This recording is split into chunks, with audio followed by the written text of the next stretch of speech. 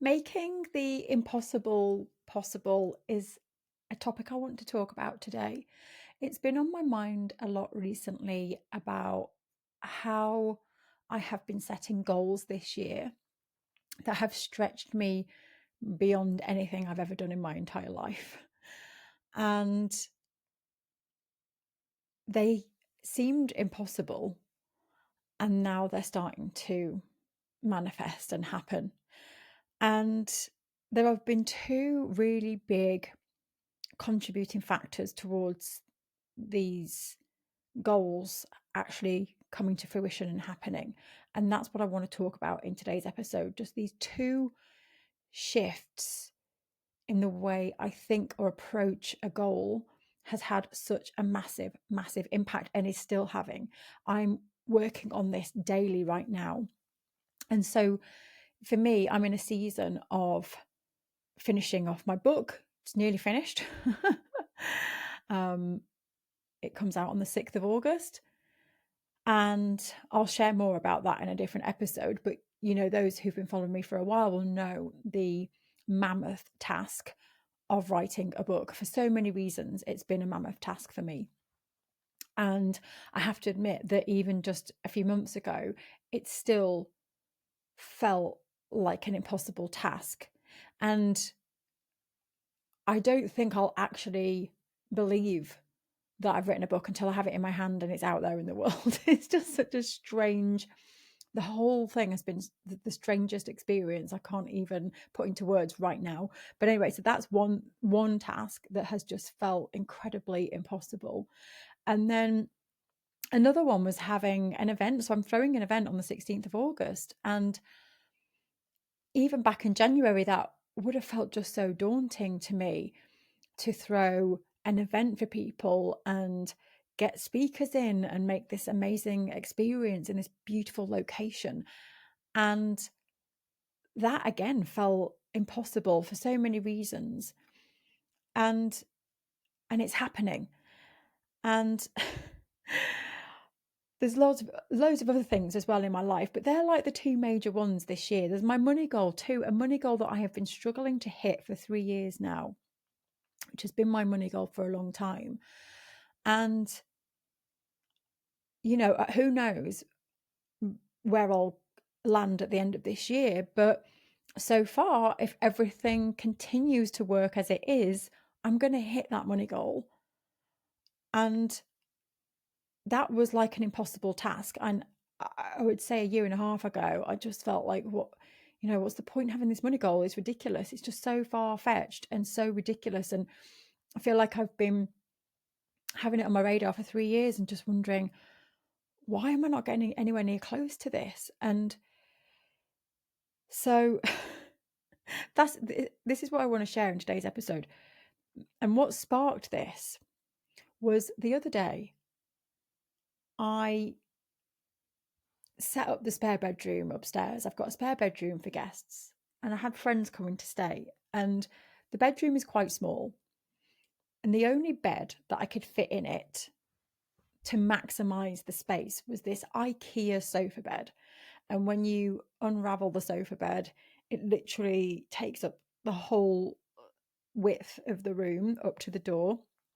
And it's like a small double. So people could fit on there for a night or two. So I was like, right, I want to get this, but it's so uncomfortable. It's like a brick. So I bought the sofa bed, then realized it was like a brick, but it's the perfect size. So then I thought, right, what I'll do is I'll buy a topper. And I stayed at a friend's house on her sofa not long ago. And she unraveled this topper to put on top of the sofa. And I had the best night's sleep ever. And I was like, wow, I want to get one of these toppers. So I went home, ordered this topper. Anyway, I must have ordered a different one because the one that she had rolled up and you could easily store it away. The one I bought is like a mattress, and I think it's about 4 inches, something like that. It's pretty thick anyway. So put it on the sofa bed. It works a treat. My friend stayed, said it was really comfortable. But then when I want to kind of unravel it back, because that's our reading room for the children and I, we sit on a night and read in that room. When I kind of like put everything back, put the sofa back, I'm just stuck now with this massive, ginormous mattress. And, you know, it's a double. The mattress is a double.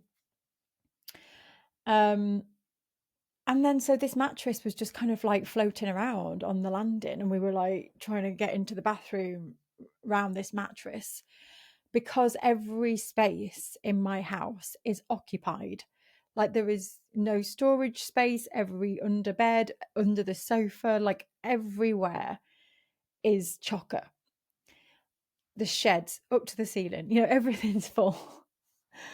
So I remember it was there for like a few weeks. It was there for a few weeks. And I remember just looking at it thinking, I'm going to have to just get rid of this. I'm going to have to get rid of it and get a new one, and get one that folds up that I could put away more easily than I can with this ginormous thing. It's foam. It's just like massive.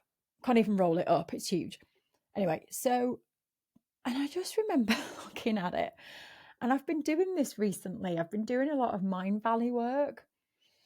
And in Mind Valley, there's a process of when you can't figure out a solution to something, you kind of throw it out there, ask the question, and always be open to, there must be a solution to this. There has to be a solution. There's always a solution. And so my first reaction was to like, right, just get rid of it. I'll just like sell it, whatever, get a different one. And then I just had a moment where I looked at it and I thought, there has to be a solution. There has to be somewhere that I can store this mattress. And I just left it there. I left that thought there, went off, went to sleep. And the funniest thing happened the next day, because I went back into that room and the sofa bed had been out. So I was putting it all back away, and there was like stuff all over the place. So as I was tidying this massive mattress in the way, I lifted the mattress up and slid it out the way. And as I did that, it started to fall behind the back of the sofa bed. And I was like, oh, hold on a minute. So there's enough room to pull the sofa bed out by the width of the mattress. And I've been able to like bend the mattress over, then push the sofa bed back, put a blanket over it. Ta-da! All of a sudden, I've got a storage solution for the big, massive mattress that's been in the way for the last few months. And so that was a massive aha moment for me, because in that moment, it just made me realize how dismissive sometimes I can be when certain things happen, and how the reaction sometimes when something isn't going well or something isn't going right is to just go, oh, this is never going to happen. This is just impossible. You know, and I literally was saying that for months. I was saying for months, this mattress is too big. Like, there's nowhere to store this mattress. Like, this is an impossible task. And that's what I've been chanting over and over and over again for months. And then the day that I turned around and thought to myself and said to myself, there has to be a solution. There has to be a place that we can store this mattress.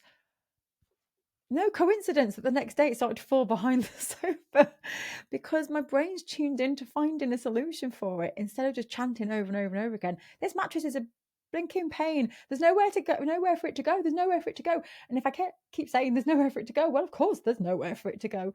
So it was a huge, and I say this stuff all the time. I bang on about this stuff all the time, but I still need reminding. And the mattress was a massive reminder again of, wow, I just sat down once I put it all away. And I was really proud of myself. I was like, yes, boom, I've just found a solution. And that mattress taught me so much. And it just highlighted again the thread. And then I started to really sit down for a minute and think about the money goal, and how for the last 3 years, although that has been my money goal, deep down the belief and the story has been, it's a ridiculous goal. It's a ridiculous goal. Why do I have this goal? It's never going to happen. It's not happening. It's and then you're kind of like looking at it on a daily basis going, this is ridiculous. It's so far out of reach. It's crazy. And so I just now realized that although that was the goal, I can now see that I was just completely diminishing any chance of getting there because I kept saying on a daily basis how ridiculous it was. So, can you see the difference now? And now I really do approach that goal, the money goal, with a completely different mindset of it's not ridiculous. I'm going to get there. I am going to get there. I'm going to find a way, just like the mattress. And now things are starting to happen. Things are starting to slot into place. And I'm like, this is crazy. Because now I'm tuned into, I am going to make this happen. There is a way. There's a way for me to hit this money goal. I know there is. I know there is. And it's taken me probably 3 years to actually feel that and say it with conviction and rather than just making it up. So sometimes I think if you have got a goal that's big, and I did an episode 2 episodes ago on this about 10xing your goal, and sometimes that can just feel ridiculous. And so it is hard to say it with conviction and mean it. But you know what? That goal that I've had for the last 3 years has felt ridiculous. But now all of a sudden I've normalized it and now I'm going for it and it's going to happen and I know it's going to happen. And that's crazy. And I just think if I hadn't had that goal for the last 3 years, I wouldn't be hitting it this year. I wouldn't be getting anywhere near close. And so I love all of this concept of really being aware of what you're saying, what you are actually aiming for. Are you clear on where you're going and what's the next step? And it doesn't have to be a massive goal if you don't want it to be. That's what I'm playing around with at the minute. And so I like sharing that with you all because I'm at the minute interested in how far I can stretch myself. But for you, it doesn't have to be the 10x. You don't have to do that. It's your life, your rules, you're in the driving seat. But I love this concept of being open to there is a solution. There is a solution. And so if you find yourself really yearning for something, whether it's your own studio, more money, a new job, to kind of get your artwork to a certain level, be careful and be mindful of what you're saying in relation to that. Are you saying that it's a ridiculous goal? Are you saying that there's no way this is going to happen? Are you saying this is impossible? And instead turn it around to what is the solution? Where am I going here? There's got to be an answer. Let's be open to what the answer is.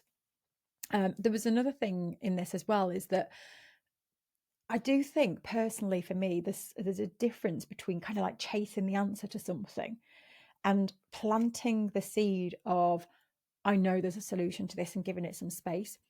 This is something that I've been playing with for a few years now. And like if I kept on at myself going, what's the answer for this mattress? Where can this mattress go? Where can it go? Where can it go? Which is what I was doing for a month or so. Instead of then just saying there's a solution here, I know there's a place for this mattress, and then just stepping back, it was almost like the next day those events just happened because I'd kind of planted the seed there. And I know this is a bit out there now for some people, but I really truly believe that space, planting it, it was like I could then see it. The answer just came to me because I wasn't in my head going, what is it? What is it? So one other thing I want to say on the back of this as I wrap up in terms of turning the impossible into possible is the energy we hold around making something happen. And this is something that I am still exploring. But what I mean by this is that when I'm approaching the book, the event, money goals, the way I want to live my life, any kind of significant change that I want to make, I am really consciously working on putting energy into that. And I mean good energy. And by this, I mean the feeling that I have towards something, but really feeling it.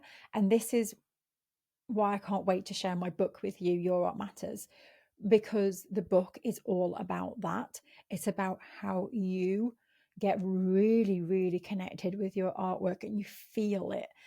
Because when you do that, it's like when you think about energy and excitement, it is like a dial and you feel it inside yourself. You know, when you feel in alignment and you're making your art and it's going well, and you kind of put it on social media and then something great happens and something else happens, you're like, oh, this is good, like I'm in a flow here. And that's an energy. It's an energy, and it's great. And the more you can kind of turn the dial up on that energetic feeling, the better, especially as it relates to a goal. And the more you can approach that with that sense of, I know this is going to happen. I know that I can do this, even if deep down somewhere you don't feel it. I've got a post-it note here, and I keep bringing myself back to this, but stop thinking, just do it has been one of my mantras this year so far, especially in relation to doing my event. I was, when I first thought that idea of like, this is really scary, but the way I've approached that is, I know I'm going to have this event, and I know that I want to do it, and I know everyone's going to have the most amazing day, and I know that this is meant to be happening, even though there's a part of me that's terrified. And the same with the book. There's a part of me that is terrified, and it's about, the way I think about it is like, inside, internally, there are voices inside of me, and I am making the voice who wants this louder, and the one who's scared is kind of getting overshadowed by the person, the part of me that is saying, we are having an event, we're going to release a book, this is what's happening, and this is happening. And it's really funny because the other day I had to put this into practice, and I was at an airport. I was coming back from Amsterdam. It's the most ridiculous story ever. I was in Amsterdam coming home, and I was supposed to be home by 12:30 afternoon to go and pick my children up from school. I was so excited to see them. It'd been quite a long trip. And I got to the airport early. I got there 2.5 hours early, through security, through no problem, and got right into the cafe and just thought, right, I'm going to sit now and just do some work. And then I went into a bubble, an ADHD bubble. I can't even explain it. It was the most weirdest experience ever. Like, I've never done this before in an airport. I'm usually quite good at just like setting alarms, and I set and I look at my clock, and I'm kind of really, really working hard to stay focused on where I am, what I'm doing. But on this occasion, no, I just went into a cafe and I lost my whole sense of being. I just went into it. It was like I entered a bubble, and I am sat inside that bubble, and no one else exists. Like, the people around me, nothing. And I knew I was at an airport, but I was just in a bubble. And then I got a text message, and it said, your gate is closing. You need to make your way to the gate. And I was like, oh my gosh, my plane goes in like 10 minutes. And I had all my stuff out, my papers, my laptop. So it took me like literally a few minutes to pack everything away, my chargers. It was crazy. And then the gate was way, way, way too far. And I was like running, and I gave myself a sore throat. I was coughing and spluttering when I got there. And the plane was there, and I couldn't get on it because they'd taken all the steps away. And she was like, oh, what's the matter? Did you go to the wrong gate? And I was like, kind of. And then I had a good cry, and I was like, oh, I'm such a rubbish person. Like, how could I do this? I've been at the airport for 2.5 hours. What is wrong with me? And I started to derail into this, like, you've probably been there. You just think you're absolutely ridiculous. You're stupid. How could I do that? I was sitting there, like trying to relay it back. Like, what could I have done to snap myself out? What was I thinking? I had the clock right in front of me. What, and I was going through all of this nonsense. And then I had a good cry. And then I started looking at how I was going to get home. I went to the desk, and I said to the lady, I need to get home today. And she was like, well, there's no flights until tomorrow. And I was like, I've got to go and pick my kids up. And she said, well, there's just no flights. And so I then had to look to see whether I could stay overnight and get a flight the next day. And it was horrid. And then I found a flight that was going that day. I'd have to fly into a completely different city. So 3 to 4 hour journey was turning into a 14-hour journey home. So I was going to have to fly into a completely different city and then get a coach right back to my county in the UK. So then I was really angry with myself because now I've got to travel 14 hours and I've got to spend a load more money that I didn't have and I didn't need to spend. So at this point now, I've gone from upset to being really angry. Anyway, so in that moment though, I just thought, right, I can either now just spend the next few hours sobbing and being angry with myself and just have the worst journey home ever, or I'm going to turn this around. And so I just sat there and I thought, right, how am I going to turn this around? And I've just come back from this event in Amsterdam, which is all about the power of your mind and manifesting. And so I thought, do you know what? I'm going to just pretend. I'm just going to pretend that I've just got to the airport and that I didn't miss my flight. This is the flight that I was supposed to get all along. And I'm going to pretend that I haven't just spent that money. Let's just pretend it's gone. I'm going to pretend that this is the journey that was planned and this is it. And it was crazy because I just then had a really nice time and I just let it go. And I had a nice journey. I met some really lovely people on my travels and I ended up having a really, really nice journey home. And that again was a reminder of keeping that kind of like energy level in the right way, because I think that the reason I did it more so as well was because I'd just come from the most amazing event and I didn't want it to end on a rubbish note. I didn't want to come home stressed, miserable, moaning about the fact that I'd missed my flight and then I've had to spend all this money. I just thought I want to come home on a high. So I'm going to make myself come home on a high. And, I'm making this probably sound easier said than done in the situation that I was in. I'm not at home with all the stress of life and stuff like that. So it was probably a bit easier for me in that context. But again, it's just another lesson of when we're going through life and things don't go the way we want them to, remembering that we do have the ability and the power to reframe things to make them feel that it's actually a benefit. And that's it's a crazy concept, but we do hold the power within ourselves to do that, to turn something around, to go, oh, well, this was it. I haven't missed my flight. Just convince yourself in that moment. It didn't happen. I've just got here. And I probably sound a bit insane right now, but it worked and it got me home. And I think that's the thing. It was just what I had to do in that moment to get home and not spiral. So I don't know about you. Some of you might have ADHD, but that if something like that happens, you can get then so fixated on the problem, like you will not let it go. And that's how I get. So if something goes wrong in my life, like missing the flight, I could then literally spend the next 4 hours churning over every detail of that, how it could have been different, why I did it, what a bad person I am. And easily have spent 4 hours doing that. Because with the ADHD brain, mine especially, there's a point of just getting so fixated on something and you cannot let it go. Like I was in my own bubble in the cafe, I could have ended up in a different bubble, where it was like, why did you do this? And so that was another reason I used that strategy of like, let's just pretend that I've just got here. I'm just going to pretend I've literally just got to the airport, and it worked. And so I'm still playing around with this, but I really feel when we're going through our own life and our own goals and things don't go wrong, that we have the same ability to just go, well, this was meant to happen, this is the way it's supposed to be. And that vibration thing, so I'm working on this one, but when you say, for example, your art matters, why really does your art matter? And this is for those who are coming to the event, this is what we're going to be doing together in the room for the whole day together, and I cannot wait. But it's about really feeling it.